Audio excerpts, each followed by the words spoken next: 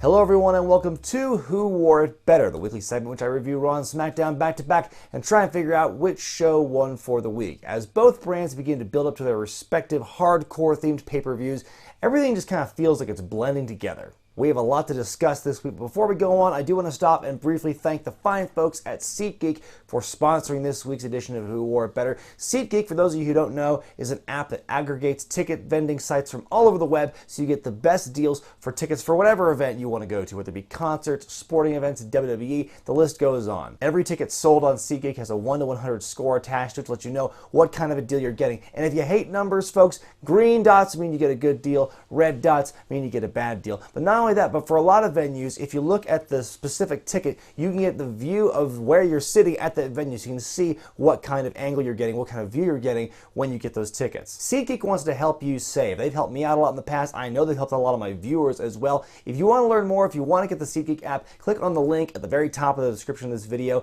Go to the Me tab once you've downloaded it and enter the promo code ZANE to get $20 back on your first order. Okay, so with that out of the way, let's move right on to Raw. After a very moving Memorial Day package, we go to Miz TV. The Miz, who's out there with Maurice, explains what's going on at Extreme Rules with him and Dean Ambrose. Some good, healthy exposition there. He introduces Cesaro and Sheamus as his guests for Miz TV. I think I know where this is going.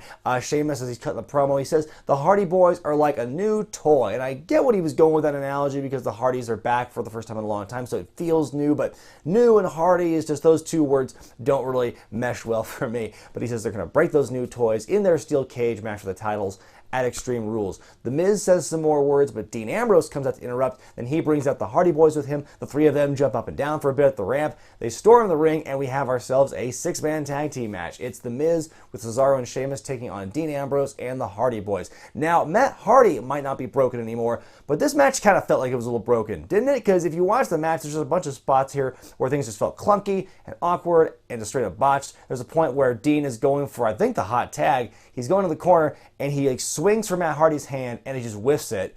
And then he just reaches up, taps Jeff's hand, so Jeff makes the hot tag. That was weird enough. And then you got the spot near the end where, Dean Ambrose, he hits Dirty Deeds on Cesaro, dives out to Sheamus, dives at the outside of the ring. The Miz and Matt are left in the ring, and they do this weird little dance where they get in position to, for Matt to hit the twist of fate. But to this point when they're trying to find their position, they're just watch it. It looks pretty funny when you watch it. Matt hits the twist of fate, Jeff hits the swanton on the Miz, and the good guys win. Overall, I think both segments here, the Miz TV and the match itself, did a really good job building up these two matches for Extreme Rules. Good build for all sides involved, and the champions at the end look good going into the pay-per-view. After the match, Corey Graves gets up and walks off of the commentary table after reading some text on his phone. After the commercial break, comes back to seeing him in Kurt Angle's office, and Angle's reading the text. He's going, "This could ruin my career," and it's very interesting. This is one of the more captivating things about Raw this week was what's this angle, so to speak, with Kurt. Where is this going to go? Is this blackmail, extortion, some figure from his past coming back to haunt him? Maybe it's somebody from TNA. Ooh, it's very interesting. I find it interesting that Corey Graves was kind of the one to instigate this, and it's not the last time we'll be seeing Corey Graves doing something integral with a storyline on Raw. The Drifter Elias Sampson takes on local jobber Zach Evans, who materializes in the ring after the lights come up when Sampson is done singing his song. This match, hard to watch for a couple of reasons. First off, Sampson looks really tough and aggressive, just beating the snot out of this local jobber here. It was kind of hard to watch in that respect. Also, the crowd was dead silent. They could not have given less of a shit about this match. They were just so quiet compared to the previous match, the six-man. Going to this, it was just dead quiet. It was not the first time they would be so silent, so pin drop quiet here. Sampson wins the match with a swinging neck breaker. He looks good. He looks very strong here, but the crowd just didn't care. Samoa Joe's backstage watching the Finn Balor documentary for some reason, and then interview lady walks up to him, asks him a question. Joe starts running down his opponents for Extreme Rules as he gets to Bray Wyatt, almost as if on cue. Bray interrupts with his own promo. He says only he can kill the Beast. He tells everyone involved in his match at the Fatal 5-Way to give in to their fears and run. This leads into the first of two main events of the night, the Triple Threat match, Finn Balor, Bray Wyatt, and Samoa Joe. There are a couple of moments when Bray and Joe, before they really came to blows later in the match, there was a lot of teasing of it where they would kind of almost look lovingly into each other's eyes with this very intense look. At one point, Joe grabs Bray by the beard, which you don't see enough of, I don't think, in wrestling. You gotta see more people grabbing beard bearded guys by their beard for offense. I think that's kind of a lost art. Anyway, he grabs him by the beard, Finn breaks that up. Bray with a great Tower of Doom spot where he grabs Samoa Joe, who's trying to superplex Finn Balor. So everyone goes tumbling down. Cool spot there. For the bulk of the match, Joe and Bray are working together to take down Finn. It's very 2-on-1. But for the whole time, the commentators, mostly Booker T, are telegraphing, when's the double cross? When's the double cross? And then finally, Bray does double cross Joe. Bray hits Samoa Joe with Sister Abby. Finn hits Bray with the Sling Blade, followed by a coup de grace, but before he can capitalize on it, Joe tosses Finn Balor out of the ring, pins Bray Wyatt to win the match. Good momentum for Joe and a good match, but at the same time, did the right person take the fall? I'm not sure. Cruiserweight time as Rich Swann, accompanied by Sasha Banks, takes on Noam Dar with Alicia Fox in his corner. It took them long enough, but they finally are integrating the women with the Cruiserweights. They're finally having some interdivisional integration in their storylines on Raw. I mean, we've been saying for a long time the Cruiserweights are kind of on an island on their own. This stuff with, Alicia Fox and Sasha Banks, with Noam Dar being involved somewhat, is kind of like that, but with Rich Swann now coming into the fold and with Sasha Banks showing up on 205 Live on Tuesday, we're finally seeing that kind of integration that I think we've been needing so long to make the Cruiserweight division feel like it's actually part of the show and not just like a whole separate entity. Not much to say about this match here. At one point at the end, Rich goes he goes to the top rope. Alicia Fox goes up to distract him. Sasha trips Alicia and she takes a hilarious face plant on the apron.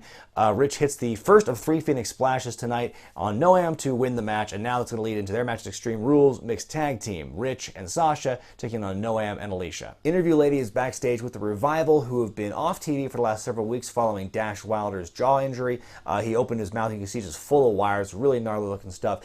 Interview Lady shows footage from last week where you see there's a promo of Sasha Banks, and in the background you can see the Revival walking around near the scene of the crime of when Enzo was beat down last week backstage. So she asks, were you involved in the beating of Enzo? And they deny everything, they walk off. Then there's a really interesting moment here when they go back to the announcers, they talk about the footage, and then Graves makes some comment that could almost be interpreted as a way of saying that Cass knew something, had something to do with the Enzo beatdown. And so they're recapping what happened on 205 Live, and it's interrupted when Cass is out there live and talking down to Graves, demanding, what are you saying, what are you implying here? And then Graves demurs, and then he says, no, that's not what I meant. They shake hands. The live crowd probably has no idea what's going on, and that's pretty much the end of that. And it's like, wow, twice in this show you have Corey Graves, who really has been kind of not present at all in storylines since he's been in the announce table. Now he's in 2 things tonight. He's the one who kind of brings the damning text to Kurt Angle, and now he's kind of stirring the pot with the Enzo Cass confusion. And I realized, oh my God, Corey Graves is Just Joe. Now, for those of you who don't know who I'm talking about, and even fans who grew up watching the Attitude Era like me might not remember who Just Joe is. Joey Legend was briefly hired by the company for a while, and his whole gimmick was he would stir the pot backstage. He was called Just Joe. That was it. It was Just Joe. Except for the one time on Heat when he wrestled, and it was just a Joe on the lower third. I'll put a picture of that up in this. But he would just go backstage and stir the pot with people and start rumors and say, oh, Crash Holly, I hear that so-and-so didn't like you. And then they get into a fight. He basically instigates fights with the wrestlers.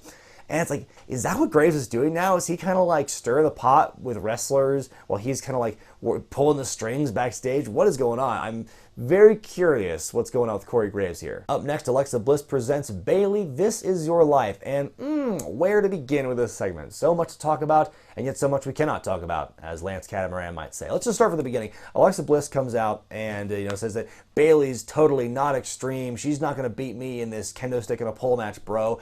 And so she says, I did some research on Bayley and found, just how unextreme she really is. And so she brings up these little Bayley artifacts, like a doll that actually looks in really good condition for something from 1991. And then she brings up the trophy for good sportsmanship. And she interviews these people who are, her first grade teacher and Bayley's former best friend and ex-boyfriend. And it just runs down, it's basically a character assassination, so to speak. The first grade teacher talks about how Bayley was this great student, so sweet, perfect attendance, but she had to sit in class with her dad all the time. Otherwise, she would cry if he wasn't there. The best friend, who says a lot in this segment, talks about how, nice of a person Bayley was, and they were great friends. Oh, but she wanted to watch Raw all the time instead of hang out with me. oh, what a loser. It's just it's this weird choice by the people who wrote this to make your own product seem uncool. It's like, wow, what? Because the whole basis of this segment is to talk about what a dweeb and what a loser Bayley is. And one of your examples is, oh, she watches Raw every week. Tell me, what a bull. Then it goes on to the ex-boyfriend with a very generic name, Phil Johnston, who talks about how, oh, Bayley was great. Oh, but, her dad was always there, always kind of C-blocking him. And then, the only reason I dated Bayley was to get to the friend. And the friend's like, oh my God, really? And they start making out. And, God bless Alexa Bliss, because she is actually doing really well in this segment. I think her delivery was really funny. Her giving nicknames to all the people she was interviewing, I thought was a nice touch. The way she was able to kind of volley back at the audience, who, were justifiably pissed about this. They were chanting, "This is boring." They were chanting, "Delete." They were booing the whole thing. This was a bad segment in the crowd. Let them have it. But Alexa was trying to bounce that back and call them rude for it.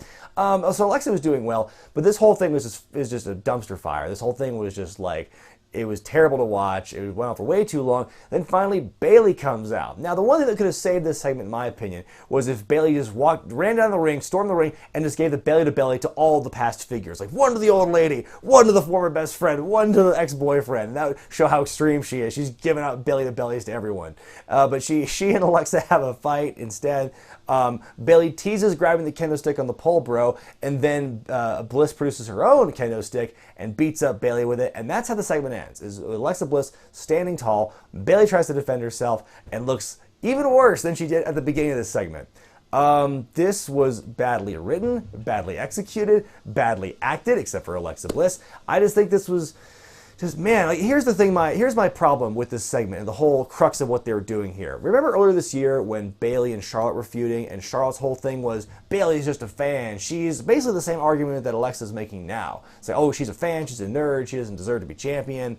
But then Bayley winds up winning and against Charlotte, winning the title. And I think that if you're having a feud and the heel is saying something about the wrestler's character, and then the face wins, I think that automatically invalidates that argument from here on out. No heel can use that character argument anymore to justify why they're better. I think that Bayley should have conquered that beast, exercised that demon, and been able to move on, have some character growth like she did in NXT. But she hasn't, and they're just doing the same thing where, oh, she's such a nerd. Oh, let's all laugh at her. And there's a difference between booking an underdog and making someone look so bad that the fans lose interest. And I think that's what's happening. And we say this every couple of months with Bayley, it seems like, but that's just what I get this vibe from.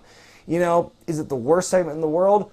Probably not. I think it was just a weird combination of what we saw with Charlotte and Bayley and the Rock Mankind This Is Your Life thing from 1999. It's a weird hybrid. By the way, the whole concept of This Is Your Life, to me, is so weird in 2017. Like, no kid watching this is going to understand what that's even a reference to. But they still do it anyway. Backstage, we find Enzo Amore once again laying in a heap, having been beaten down by some mystery assailant. So Cass is all pissed off. Who did this? And it's probably Cass. Back to the Cruiserweights we go as Jack Gallagher and Austin Aries take on TJP and Neville in tag team action. Gallagher's the one taking all the heat in this match. He's getting the piss beat out of him for the bulk of it. He does headbutt TJP to make the hot tag. And during the hot tag, Aries tosses Neville During the hot tag, Aries tosses Neville into Jack Gallagher and TJP on the outside, dives onto Neville and TJP. They fight more in the ring. Neville goes for a second rope Phoenix splash. He misses. Aries hits the last chancery on Neville, and Neville taps out. And this is kind of a big deal, because Neville doesn't lose much at all, period, since he's gotten his push in the Cruiserweight division, much less by submission. They even said backstage after the fact it was his first submission loss since being in the Cruiserweight division, so it's kind of a big deal, and it gives Aries huge momentum going into their submission match at Extreme Rules. So really cool moment, kind of shocking moment to see Neville he's taking the fall, but also by submission. After the match backstage, interview lady talks to Neville. He looks very flustered. He's very beside himself. He's like, are you concerned about this going into Extreme Rules? And he just grunts his way out of the shot. He goes, "Bleh," and just grunts out. Main event time is Seth Rollins takes on former Shield mate Roman Reigns. And this match was just basically a bunch of counters and a bunch of finisher kickouts. That's the bulk of what this match was. It was still exciting, but that's pretty much all I got out of this match, where you've got, Seth comes off the top rope and Roman catches him with a Superman punch. Rollins kicks out. Seth hits Roman with, at one point a kick to the face, a buckle bomb, a frog splash, and Roman's kicking out all that stuff too. The match ends when Rollins goes for the Phoenix Splash, the third of the night, by the way, between him, Neville, and Rich Swann. He misses. There's some more counters, and Roman hits the spear to win the match. I feel like of the 5 people in the main event for Extreme Rules, Joe's looked good, Roman's looked good, and Finn's looked good. I think Rollins is probably looking a little weaker in the grand scheme of things, and Bray Wyatt even less than that. I think that's my perception of it. Everyone's got some chance to shine, but I think Bray's got more of a chance to shine in promos than in matches. Finn has looked, like I said, everyone else, Finn and Roman and Joe have looked the strongest because they're the ones winning the matches. And Seth looked good last week, and then this one, of course, he lost to Roman Reigns, which is nothing to sneeze at, but it's all about momentum and stuff. So that's my take on it. There's 3 people who look very strong, 1 person who's in the middle, and 1 person who's kind of afterthought. But he's probably going to win because that's what they like to do. SmackDown begins with all 5 of the women involved in the 5-way elimination match, giving 1 to 2 sentence, really quick promos explaining why they're going to win and become the #1 contender for the women's title. I like this little bit. It was really cool, old school feel to it, just going boom, boom, boom. Every woman involved getting a chance to shine, all things being equal. It was really cool. Then we move right on to Kevin Owens. America, America, America, America. Highlight reel. Really? I mean, again, this is obvious they're going to be, building up to the return of Chris Jericho and feuding. This is the kind of a plot device for that, but is it really necessary? I mean, I don't think it really is. Anyway, Owens says he's going to do what Jericho could not do, and that's win Money in the Bank. He introduces his guest, Shinsuke Nakamura. They've added pyro bangs to his entrance now, where it's like at certain points you hear bang, and like the lights change or something. Like, yeah, that's what his entrance needed. I feel almost like they did that intentionally to throw off the people singing the song. Is it sabotage? I don't know. Maybe that's me reading way too much into it, but I just think it's so weird. What's the point of adding pyro bangs to Shinsuke's thing? He doesn't need any extra window dressing. So Kevin runs down Shinsuke here. Shinsuke grabs the mic and says, "Kevin Owens," and is immediately interrupted by Baron Corbin, who shows highlights of him beating the hell out of Sami Zayn last week. Owens is not impressed. Baron Corbin calls him Eric Cartman. Boy, they're really trying to push the Eric Cartman thing, aren't they? So Shinsuke runs down Owens and Corbin, then it turns into a 2-on-1 situation. Sami Zayn, who is showing no ill effects from the beatdown from last week that was so bad that he had to be stretchered out, he just comes back in, saves the day. It becomes a tag team match, impromptu, after the break, where it's Sami and Shinsuke taking on Kevin Owens and Baron Corbin. Sami's taking all the heat during this match. Zayn makes the contact to Shinsuke, who clears house. Zayn tosses Kevin Owens into Corbin while Corbin's back is turned. So Corbin turns on, "What the hell, man?" It's very similar to the whole thing last week during the tag match on Raw with the Roman Reigns and Rollins, if you remember. They fight for a minute. Corbin is tossed out. Shinsuke hits the Kinshasa, say that 5 times fast, on Kevin to win the match. So he beats Kevin with the Kinshasa for the 2nd week in a row, foreshadowing to, I would imagine, the first, their post-Money in the Bank feud, but I guess they'll be fighting on singles action next week as well. The Usos cut a promo running down all the teams they've beaten to cement their legacy as the SmackDown Tag Champs, but who interrupts them but the New Day? We haven't seen those guys in a while. We haven't seen them since Kofi was written off for ankle surgery by the Revival, and they were off TV for a while after the shakeup. They've been hyped up in promos for weeks, and so here they are live for the first time in a long time.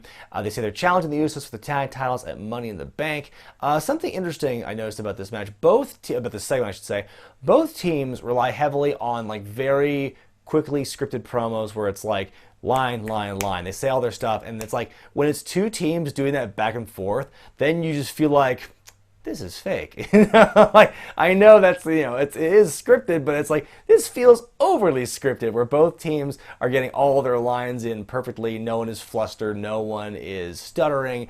And that, to me, felt a little odd. Time for the Fashion Files film noir style. We go to a black and white. Fandango's wearing a trench coat and he's got a fedora on. He speaks with internal monologue. They go to the office. He sees that the office has been ransacked. He sees, like, clearly a female figure in the silhouette, and then it comes out and it's actually Tyler Breeze in drag. He's doing more undercover stuff. A great bit here where they each have internal monologue and they can hear each other. I thought that was hilarious. Kind of like it breaks the 4th wall in that manner. I thought it was pretty great stuff.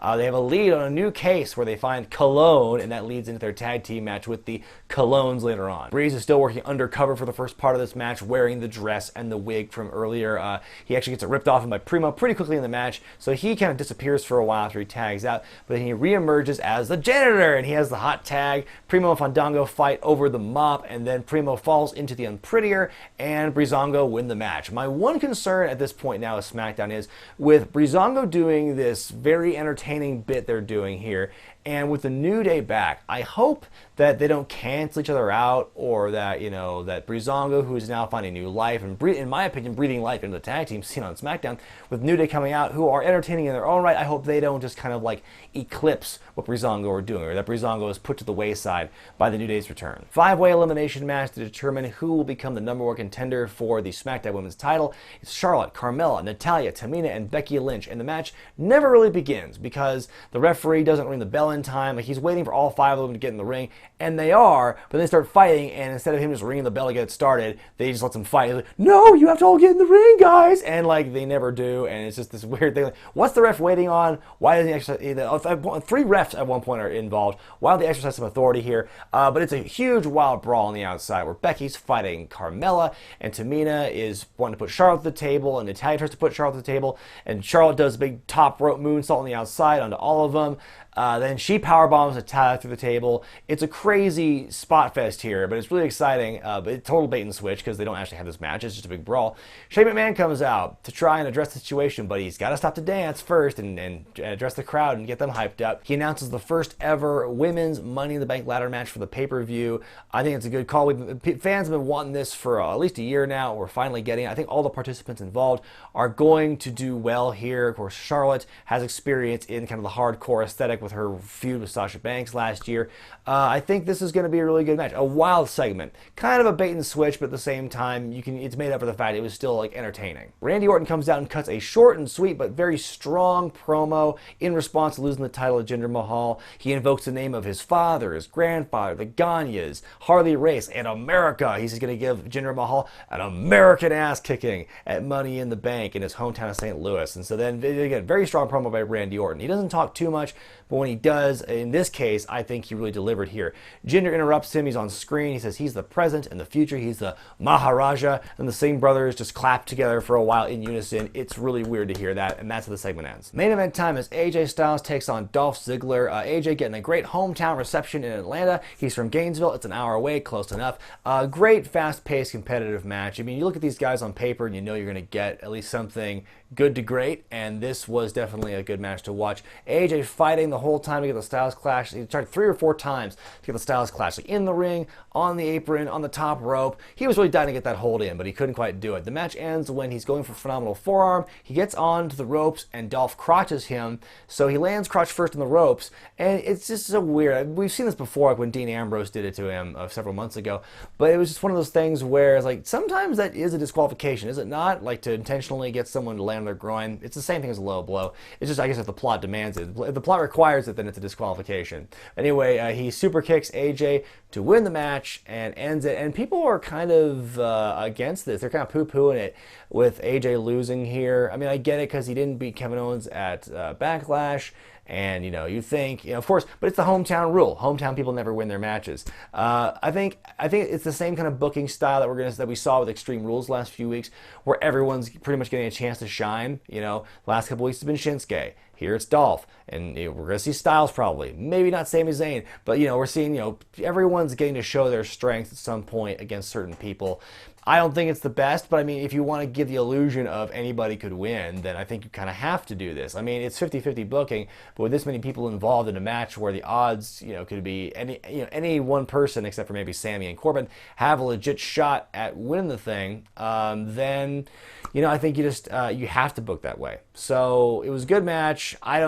I'm not questioning the finish. Dolph wins. Time now for me to decide who won for the week, Raw or SmackDown. And this was a tough one to pick this week because I think both shows on the whole were entertaining. I'm going to give SmackDown the win here. And the reason that Raw is not winning is because of This Is Your Life. It was one segment in an overall entertaining show. But man, that just put the brakes on everything. That whole episode, like I said, it was poorly written and executed. It made everyone look bad by the end, except for Alexa Bliss. But if your goal is to make Bayley look like the sympathetic figure you want to root for, then that's not how you go about doing it. It was about as close to a character assassination as you could get. It was on a level worse than Charlotte doing it earlier this year, I think. It was just so bad. And then, like I said, the biggest issue was the former best friend going, oh, she was watching Raw. And they were like, ha! What a loser, what a dweeb. And you just buried everyone who watches Raw on a regular basis. You just buried every fan who goes to the shows, every fan who watches the stuff on a regular basis. And why would you do that? That was the most questionable thing to me. I did not like the way the whole thing went down. Like I said, it could have been saved. Bayley could have really just started whooping some ass, whether it be Alexa or somebody else. Like I said, I really want to see her belly to belly the old lady. But it was just, there was different ways to save this, and it didn't happen, and that whole thing suffered. Like I said earlier, the most intriguing thing about Raw right now is this thing with Kurt Angle. Like, what's this thing that could ruin his career? What's that all about? The triple threat was good. Cruiserweight tag was a lot of fun. Rollins and Reigns was a good match. So those are the things. Again, Raw was a solid show overall, but man, This Is Your Life thing really dragged it down for me, and it made the show just put a bad taste in my mouth. With SmackDown, I liked the Fashion Files segment, the film noir version. Basically, anytime Fashion Files is on SmackDown, then SmackDown has a good chance of winning for the week, in my opinion. AJ Dolph, I thought was a good match. The women's brawl was a lot of fun. It wasn't an official match, but it's just crazy action that I haven't seen with a lot of these women in a long time, if ever. Even though it was kind of a bait and switch, the whole 5-way elimination concept, I like what they did here instead. The New Day coming back was kind of a breath of fresh air. Haven't seen them in a while. Absence makes the heart grow fonder, so good to see them back. Randy Orton's promo, I think, was one of the best ones he's done in a long time. It was short, but it was to the point, and I think it really kind of hit all the points and checked all the boxes. The one thing I don't like about SmackDown, it's kind of a nitpick, is what they did. They're trying to push this narrative of calling Kevin Owens Eric Cartman. It's not going to get over, guys. Stop trying to make Eric Cartman a thing. It's not going to happen. That's my real one nitpick with SmackDown. Overall, both shows were strong in my opinion, but man, This Is Your Life really weighed down Raw in my opinion. So I'm going to give SmackDown the win on that count. Let me know what you thought about both shows in the comment section below. Be sure to vote which show you thought was better in the little gimmick in the upper right hand corner of your screen. Be sure to thumbs up this video if you like it, subscribe to Wrestling with Regret, buy the t-shirts at ProWrestlingTees.com, and check out the Patreon page where so far we have 175 backers at the time of this recording. Thank you all so much for your support. Go to patreon.com/WrestlingWithRegret for more information and what kind of exclusive perks come your way if you're a backer. Quick programming note, next week's Who Wore Better will be pushed back to Friday. I'm going to be out of town Monday and Tuesday. Might not be able to watch Raw and SmackDown. Like, I do have access to television, but might not be able to watch it as easily as I've been here at home. So I'm going to have to push back Who Wore Better to later in the week, probably Friday, as I've done in the past when I've had to push it back. So be on the lookout for that. Until then, I'm Brian Zane, and I'll see you next time.